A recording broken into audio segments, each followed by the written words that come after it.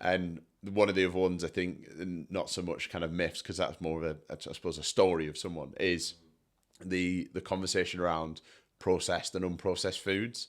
And that comes as well a lot from social media, kind of pushing certain things. Like recently, crumpets and oats have been added to kind of like a TV banned advert list, if you didn't know already. And that obviously scares a lot of parents, because oats is like a staple of any athlete's breakfast, and crumpets or bread can be quite a staple of any athlete's snack for high carbs. But it's to do with the sugar and salt content within those products themselves. So it's more so around that you look on, BBC News, and again, the click title is oats and crumpets have been barred from TV adverts. But actually, when you read into it, it's oats that have got added sugars, not just like your standard Scott's porridge oats or whatever it might be. Yeah, we're all right there. But again, parents don't read the full description. So I had a lot of parents saying, I've just seen recently that oats have been banned, and you can't have oats anymore. And I'm like, where's this come from? Quick Google search, find the article. And then when you read through it, it's more around that, like, they're equivocal in terms of their sugars and salts to the cereals that are banned on TV adverts. So what they've now done is said, well, those oats that have got added sugar and added salts, we can't have advertised on TV. Doesn't mean they're bad for athletes, because we need that source of energy.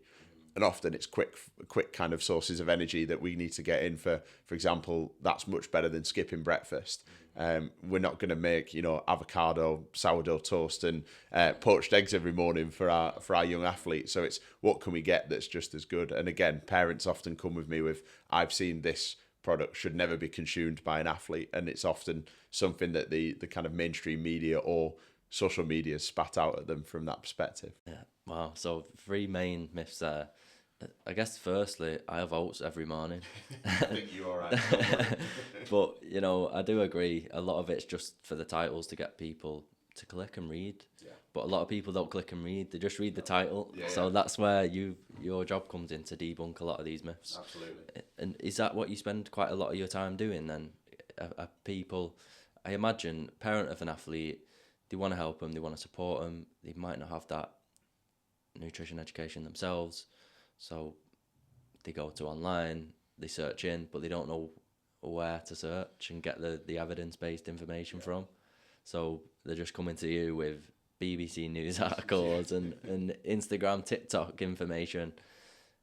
And then that probably just makes your job, instead of, we're going to focus on this education, we're going to spend a lot of time debunking these myths.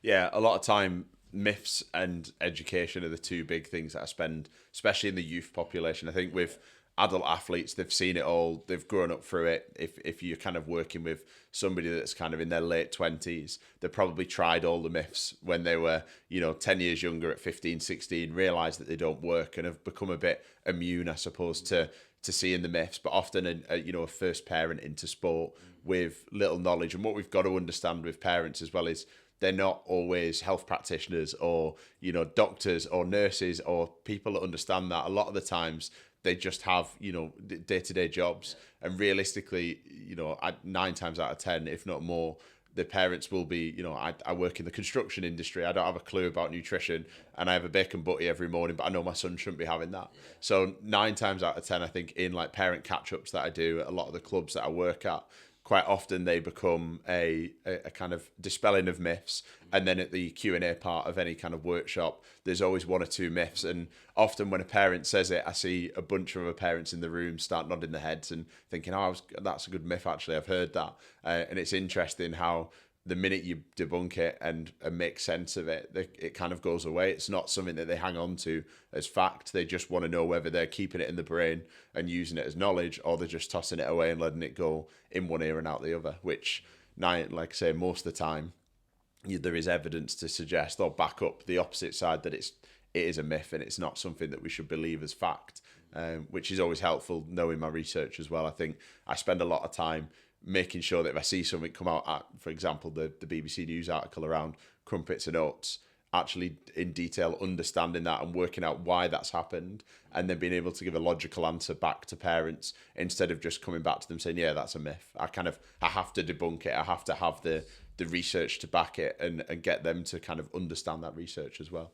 No, I love that. And like you say, you need that evidence before you proved, because that's what they're looking for. They're looking for you to prove, well, why is that wrong?